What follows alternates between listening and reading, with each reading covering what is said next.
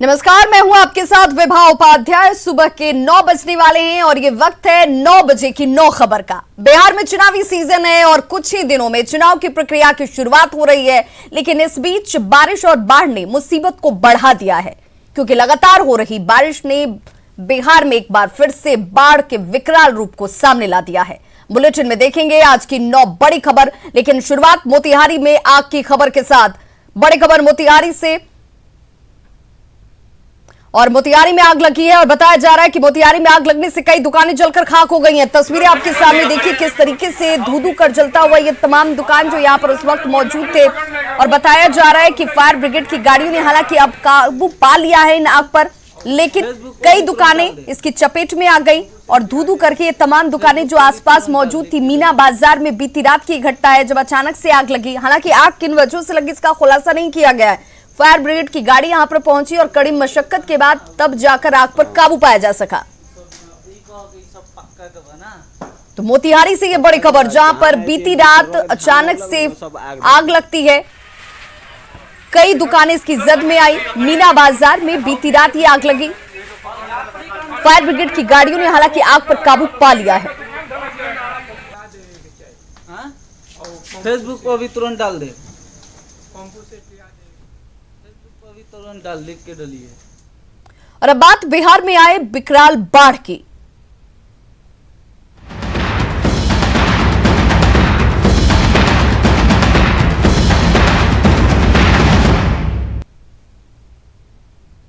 तो बिहार के कई शहर पानी पानी हैं। राजधानी पटना, मुजफ्फरपुर, दरभंगा और सिवान, 4 शहरों की तस्वीर देखिए। इन तस्वीरों को देखकर अंदाजा लगा सकते हैं आपकी एक बार फिर से, जब बारिश की शुरुआत हुई है, नदियों का जलस्तर बढ़ा है, तो शहरों की स्थिति कैसे नारकीय हो गई है। घुटने भर पानी में चलना लोगों की मजबूरी, गाड़ियां हिचकोले खाती हुई, लोग खतरे को जानबूझकर मोल लेते हुए, लेकिन ये उनकी मजबूरी भी, विवशता भी। और तस्वीरें देखिए, पटना, मुजफ्फरपुर, दरभंगा और शहर जो सीवान के हैं वो सब जलमग्न, चारों तरफ पानी ही पानी नजर आता हुआ।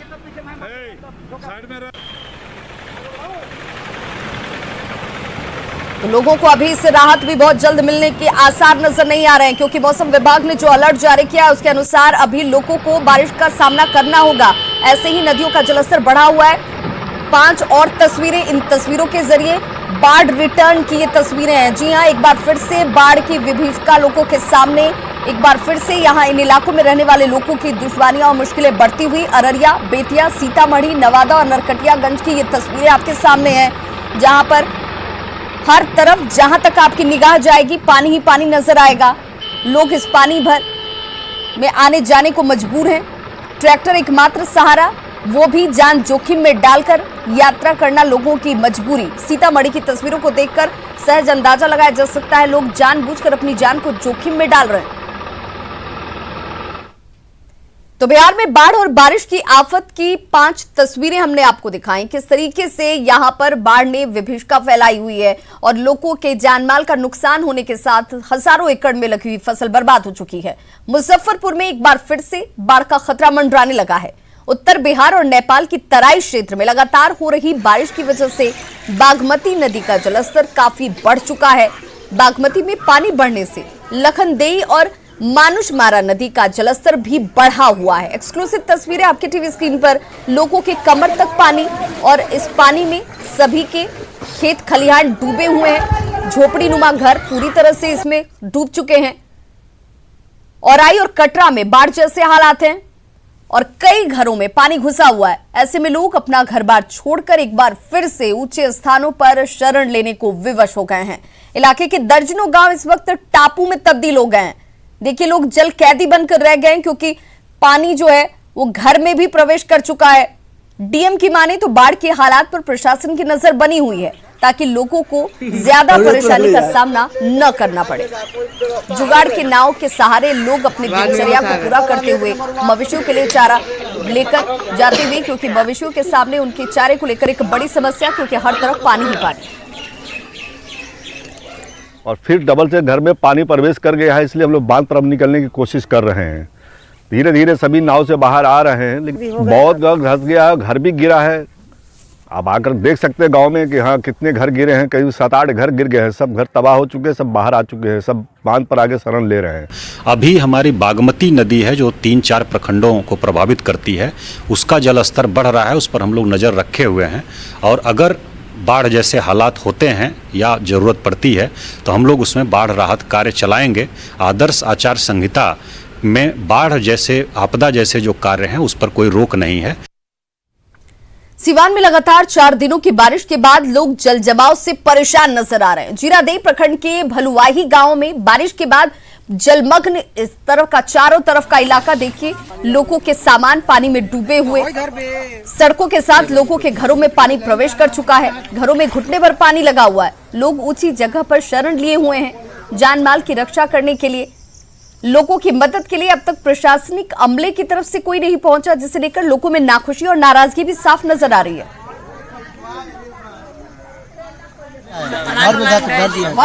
सब ढह गया, पलानी मेरा ढह गया, हमारा पलानी के घर और दूसर क्या है, सुते बैठे का की भी वजन है, नहर पर जाएंगे और कहाँ जाएंगे बारिश से।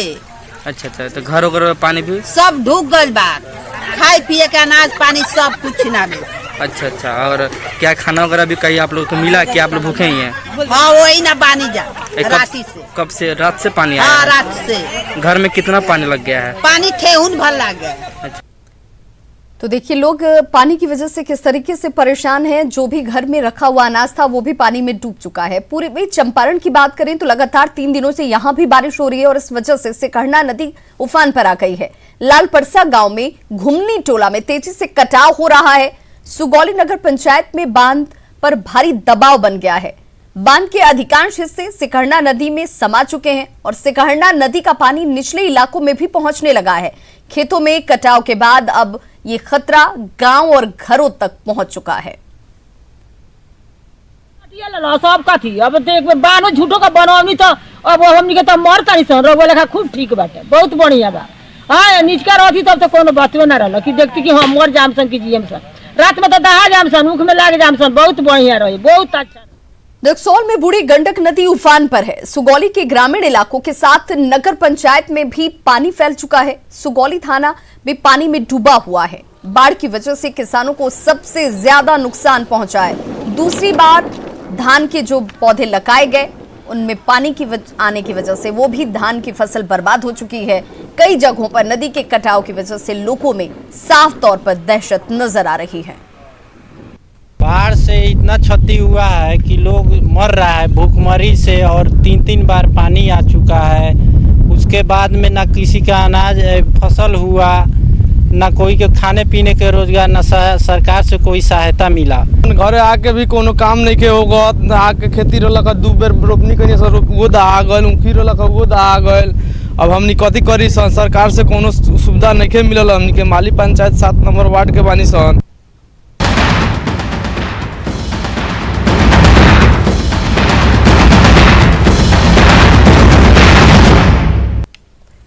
जमशेदपुर पुलिस ने सिद्धगोड़ा में करीब 1.5 साल के बच्चे को बचाने के मामले का खुलासा किया है। ये बच्चे को 1.5 साल का बच्चा जिसे बेच दिया गया था। इस मामले के खुलासे के साथ हड़कंप भी, क्योंकि शुक्रवार देर रात भुइयाडीह के ग्वाला बस्ती में घर से अचानक बच्चे को गायब होने को लेकर मामला आया और खबर जंगल में आग की तरफ फैल गई।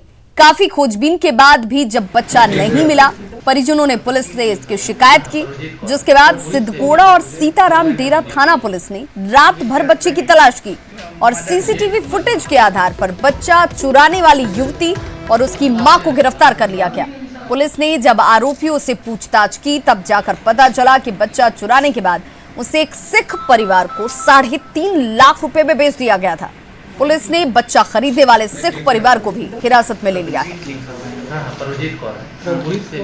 बच्चे के रेस्क्यू के उपरांत अभियुक्तों से पूछताछ के क्रम में ये बात प्रकाश में आई कि जिस घर में बच्चे रह रहे थे उनके पड़ोसी महिला द्वारा बच्चे को कल शाम को उठाकर बागवेड़ा में रहने वाली एक महिला को बेच दिया गया।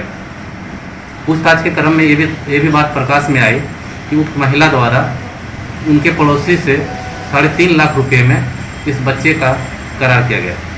नीतू कौर था नाम, ये परमजीत कौर को बेचा गया था, जिनका निकनेम सिमी था। वो बेसिकली बागवेड़ा की रहने वाली थी, लेकिन उनका मायके नामदा बस्ती गुलमुरी में। साहिबगंज में समाज का एक घिनौना चेहरा सामने आया है। रांगा थाना क्षेत्र में ग्रामीणों ने प्रेमी युगल को आपत्तिजनक स्थिति में पकड़ा और इसके बाद ग्रामीणों ने युवती के साथ ऐसी हरकत की कि मर्यादा की सारी सीमाएं तार-तार हो गईं। ये भीड़ नहीं, भेड़िया है। समाज के ठेकेदार नहीं, दरिंदे हैं। भरी सभा में नंगा नाच, सरेआम युवती के साथ हैवानियत।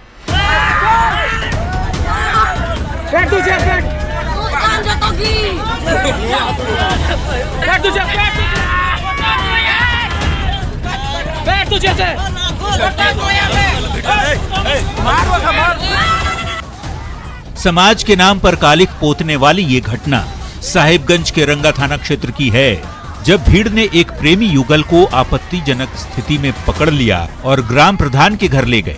इसके बाद इन दरिंदों ने जो सरेआम नंगा नाच किया, वो किसी का भी सिर शर्म से झुका देने वाला था।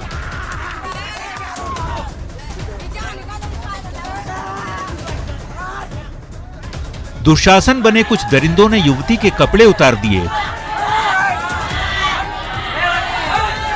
उसके साथ छेड़छाड़ करते रहे, युवक को भी निर्वस्त्र कर दिया, बेरहमी से पिटाई की, गांव में घुमाया और समाज के ठेकेदार बने लोग बचाने की बजाय वीडियो बनाते रहे। और जब वीडियो वायरल हुआ तब जाकर पुलिस एक्शन में आई।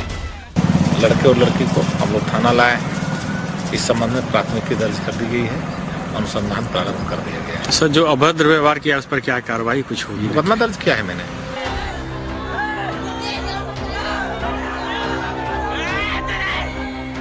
ये शादीशुदा आदिवासी युवती अपने किसी रिश्तेदार के यहाँ रहती थी और इस युवक के साथ काफी लंबे समय से प्रेम प्रसंग इसका चल रहा था। ग्रामीणों ने जब इसे रंगे हाथों पकड़ा तो कार्रवाई के नाम पर युवक पर 5 लाख रुपए का जुर्माना लगाया और युवती पर प्रेमी के साथ शादी का दबाव बनाने लगे। लेकिन युवती प्रेमी से शादी को तैयार नहीं थी, जिसके बाद इंसाफ के ये ठेकेदार भेड़िए बन गए।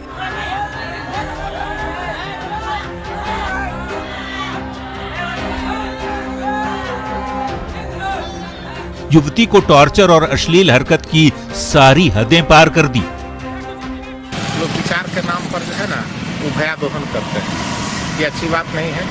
और इस तरह की कार्रवाई अगर भविष्य में होगी, इस बार भी मैंने किया है और आगे भी बहुत ही सख्त कानूनी कार्रवाई की जाएगी।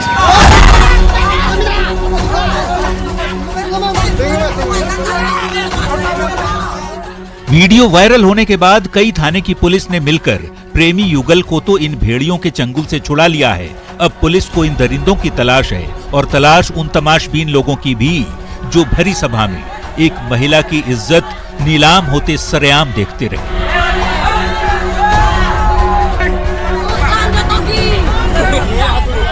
निशांत, न्यूज़ 18, साहिबगंज।